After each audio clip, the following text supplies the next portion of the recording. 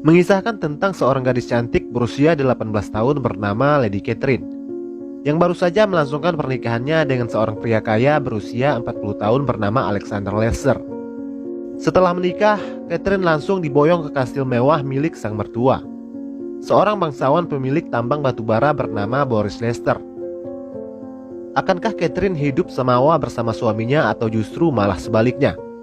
Sebelum kita eksekusi alur cerita film asal Inggris berjudul Lady Macbeth ini, seperti biasa jangan lupa subscribe, like, dan komen. Kehidupan pernikahan Catherine tidaklah sesuai seperti apa yang dia impikan. Alih-alih hidup bahagia bak putri kerajaan, di rumah barunya itu, dia justru hidup layaknya tahanan penjara. Dengan aturan ketat yang dibuat oleh mertuanya yaitu Boris Lester. Boris memiliki sikap yang dingin dengan kedisiplinan yang sangat tinggi. Seperti tidak mengizinkan Catherine keluar dari rumah, tidak boleh terlalu banyak bicara atau bertanya, dan Catherine tidak boleh tidur jika suaminya masih belum pulang. Sementara Alexander justru selalu pulang larut malam dengan kondisi mabuk berat. Sehari-hari Anna hanya berinteraksi dengan pembantu rumah itu, seorang wanita kulit hitam bernama Anna. Belakangan baru kita tahu bahwa Alexander tidak pernah mencintai Catherine. Dia menikahi Catherine karena dipaksa oleh ayahnya, agar Alexander segera bisa memiliki keturunan. Tapi bagaimana bisa memiliki keturunan? Pada malam pertama saja, Catherine sama sekali tidak disentuh oleh Alexander. Entah punya kelainan atau apa, Alexander hanya menyuruh Catherine menanggalkan semua pakaiannya. Setelah itu, Catherine disuruh menghadap ke dinding. Sementara dia memainkan burungnya dengan cara manual, yaitu dengan tangannya sendiri. Setelah selesai, dia langsung tidur. Begitu juga dengan malam-malam berikutnya. Catherine hanya disuruh menghadap ke dinding tanpa busana, sementara dia hanya bermain secara solo.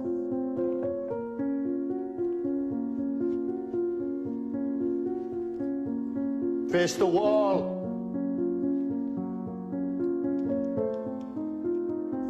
Catherine yang kebingungan dan tidak tahu harus bagaimana, hanya mengikuti saja apa yang diperintahkan oleh suaminya. Pada suatu hari Alexander mendadak harus pergi keluar kota karena ada ledakan pada salah satu tambang batubara mereka. Setelah Alexander pergi, Boris mewanti-wanti kepada Catherine agar tidak perlu keluar dari rumah dan tidak boleh melakukan apa-apa. Boris bilang, simpan saja tenagamu untuk melayani suamimu dengan baik saat dia pulang nanti.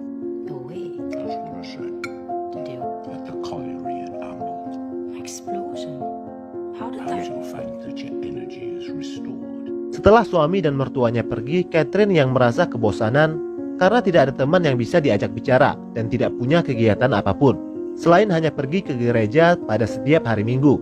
Diam-diam dia keluar dari rumah, berkeliling di perkebunan kapas yang sangat luas. Pada suatu hari Anna tidak datang ke kamar untuk melayaninya seperti biasa. Lalu dia memutuskan untuk mencarinya di luar rumah. Ternyata Anna dikerjai oleh tukang kebun anak buah suaminya. Anna diangkat dan ditimbang layaknya hewan ternak. Melihat itu Catherine marah dan memerintahkan para tukang kebun itu untuk menuruni Anna.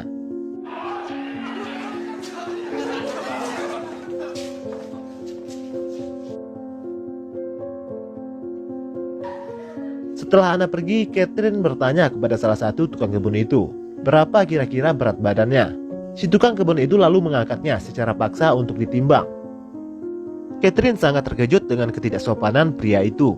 Dia merasa tidak dihormati sebagai istri dari bosnya. Catherine terlihat kesal dan menyuruh para tukang kebun itu untuk kembali bekerja.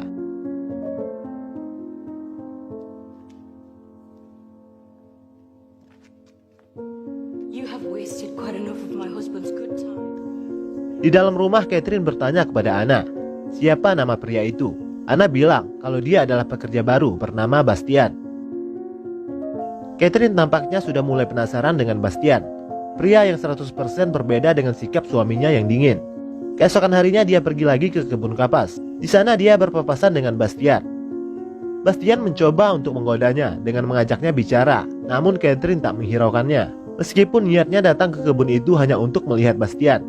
Pada malam harinya, setelah selesai mandi, seseorang mengetuk pintu kamarnya. Ternyata itu adalah Bastian. Catherine sudah mencoba melarangnya untuk masuk, tapi Bastian tidak peduli dan tetap saja memaksa untuk bisa masuk. Bastian bilang, apakah kamu tidak merasa kesepian? Lalu secara tiba-tiba, Bastian mencium Catherine. Catherine awalnya menolak, mungkin karena sudah lama merasa kesepian. Akhirnya dia pun luluh dengan rayuan Bastian. Malam itu mereka berdua pun bercocok tanam untuk pertama kalinya.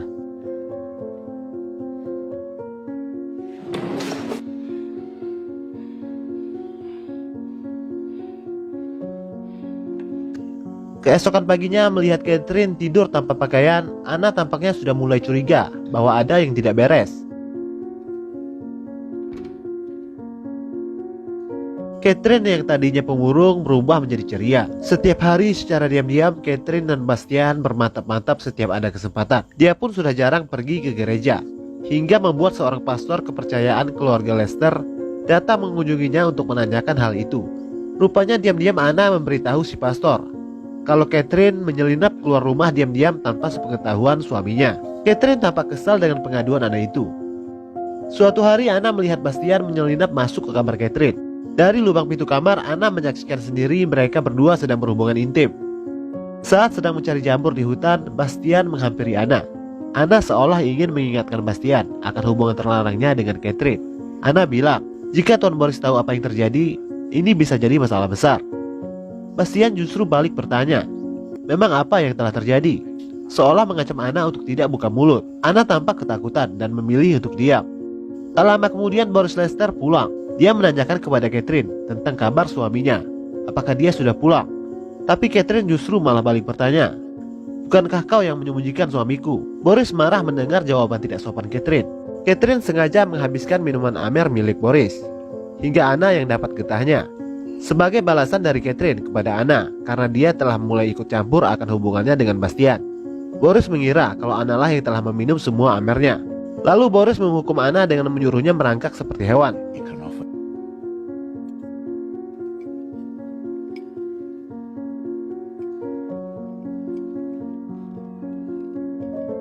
Singkat cerita, Anna memberitahu Boris akan hubungan terlarang Catherine dengan Bastian. Boris yang marah besar mencambuk Bastian berkali-kali dan mengurungnya di kandang kuda.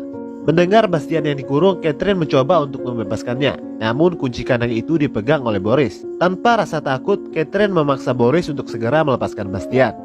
Namun Boris malah marah besar dan memaki Anna dengan kata-kata kesat. Do you have any idea of the damage that you... He has made that impossible. Catherine sekali lagi menyuruh Boris untuk segera melepaskan Bastian. Namun sekali lagi Boris marah besar dengan melemparkan piring ke arahnya. Lalu dia masuk ke ruang lain dengan membawa piring makanannya. Dari luar, Catherine mengancal pintu ruangan itu dengan kursi agar Boris tidak bisa keluar. Kemudian Catherine menyuruh Anna untuk duduk dan makan bersamanya. Secara terpaksa Anna menurutinya. Dari dalam ruangan terdengar Boris sedang meraung minta tolong karena kesakitan. Rupanya minuman Boris telah diracuni oleh Catherine dengan bahan jamur yang dicari oleh Anna. Anna mencoba membuka pintu itu untuk menolongnya, tapi Catherine melarang. Setelah Boris tewas, Catherine lalu menyuruh Anna untuk memanggil dokter. Sementara itu dia mengambil kunci dari Boris untuk melepaskan Bastian. Setelah jasad Boris diperiksa, dokter bilang kalau Boris tewas karena penyakit lambung yang dideritanya. Anna yang menyaksikan kejadian itu tiba-tiba menjadi bisu karena syok. Mulai hari itu dia tidak bisa lagi berbicara sepatah kata pun. Catherine mendapat surat dari Alexander bahwa dia tidak bisa pulang ke pemakaman ayahnya. Dia meminta Catherine yang mengurus semuanya. Mulai hari itu Catherine membawa Bastian masuk ke rumah. Status Bastian berubah dari seorang tukang kebun menjadi tuan rumah. Singkat cerita, pada malam harinya saat sedang tidur, Catherine menyadari kalau suaminya sudah pulang. Dia pun buru-buru membangunkan Bastian dan menyuruhnya bersembunyi. Bastian ketakutan bukan kepalang, sementara Catherine malah mentertawainya. Tidak ada kekhawatiran sama sekali di wajahnya dengan kepulangan suaminya itu. Saat di kamar, Alexander heran melihat tempat tidur dengan 2 bantal. Dia juga menemukan sebuah sabuk ikat pinggang pria. Catherine berdalih dan bilang, sabuk itu aku temukan di ladang, sementara bantal ini aku sediakan jika saja kamu pulang secara mendadak. Lalu Catherine menyiapkan teh untuknya. Saat sedang minum, Alexander bilang kepada Catherine kalau dia sudah tahu tentang hubungan terlarangnya dengan pria lain. Alexander menghina Catherine dengan kata-kata cacian yang membuatnya sangat marah. You seem surprised, and you've acted so very shamelessly and so very stupid. Lalu dia membawa masuk Bastian dan mencoba untuk bermantap-mantap di depan Alexander. Alexander yang melihat itu menjadi naik pitam dan langsung menyerang Catherine dan Bastian.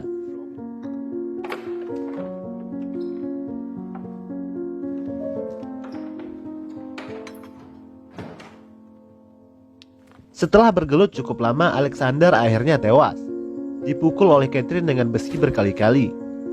Bastian yang syok melihat itu ditenangkan oleh Catherine. Lalu jasad Alexander dikubur di hutan bersama dengan kudanya yang juga tewas ditembak oleh Catherine. Esok harinya mereka berperilaku seolah-olah tidak terjadi apa-apa. Singkat cerita, datanglah seorang perempuan berkulit hitam bernama Agnes, membawa seorang anak kecil bernama Teddy yang merupakan cucunya. Agnes memberitahu Catherine kalau Teddy adalah anak dari Alexander Lester, suaminya. Teddy adalah anak dari hubungan terlarangnya bersama anak Agnes yang telah meninggal.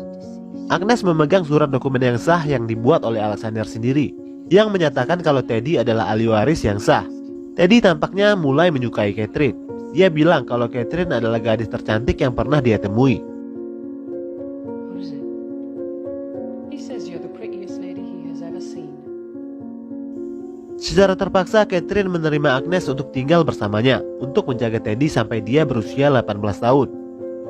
No, you'll be used to smaller spaces from your days in your tiny house.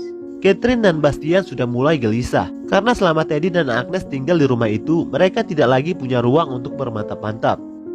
Sementara itu, Catherine menyadari kalau dia tengah mengandung anak dari Bastian. Teddy sudah mulai dekat dengan Catherine. Catherine bahkan sering mengajaknya jalan-jalan di ladang. Pada suatu malam, Catherine datang menemui Bastian. Namun Bastian menyuruhnya untuk pergi. Kita tidak akan pernah bisa bersama lagi selama Teddy masih ada di rumah. Keesokan harinya, Teddy mengajak Catherine untuk bermain. Namun Catherine yang tengah tidak enak badan terpaksa menolaknya. Karena Teddy yang terus memaksa, Catherine jadi emosi dan secara tidak sengaja mendorongnya. Akibat dari itu, Teddy menangis kecewa. Lalu dia pun kabur dari rumah. Semua orang mencarinya kemana-mana, termasuk Bastian. Lalu scene memperlihatkan di mana Bastian menemukan Teddy yang sedang duduk di bebatuan air terjun.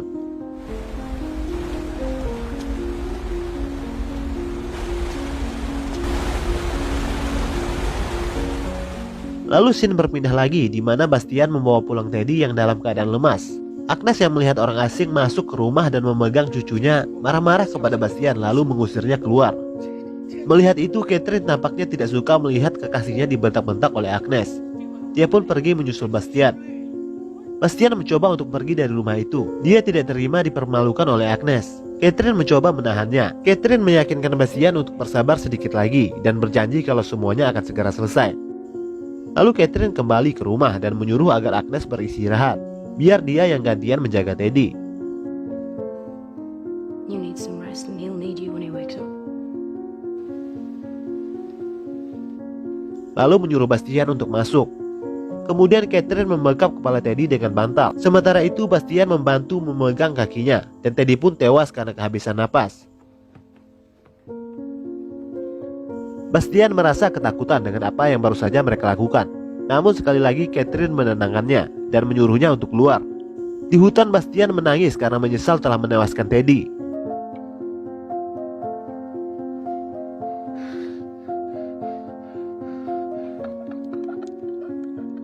Di tempat lain, Catherine berdalih saat menjaga Teddy dia sempat tertidur 10 menit. Setelah bangun, dia menemukan Teddy sudah tidak bernapas lagi. Dokter bilang kalau ada bekas memar di muka Teddy. Kemungkinan seseorang telah dengan sengaja membekapnya. Kepada polisi, Catherine bilang memar yang ada di muka Teddy kemungkinan akibat terjatuh dari air terjun. Tampaknya polisi sudah percaya dengan semua ucapan Catherine. Namun tiba-tiba Bastian masuk.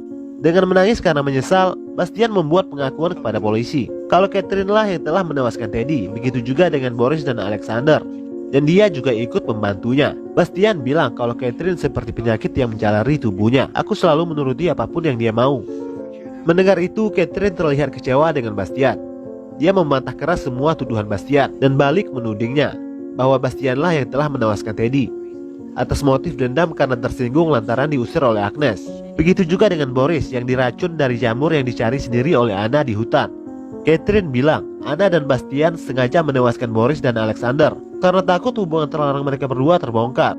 Anna yang bisu tidak bisa memberikan kesaksian apa-apa. Sehingga polisi lebih mempercayai keterangan dari Catherine yang merupakan seorang bangsawan yang tidak mungkin melakukan perbuatan tidak terpuji. Di akhir cerita, Bastian dan Anna dihukum mati. Sementara Catherine tetap tinggal di rumah itu sendirian dalam keadaan kesepian sepanjang hidupnya. Lalu film pun berakhir.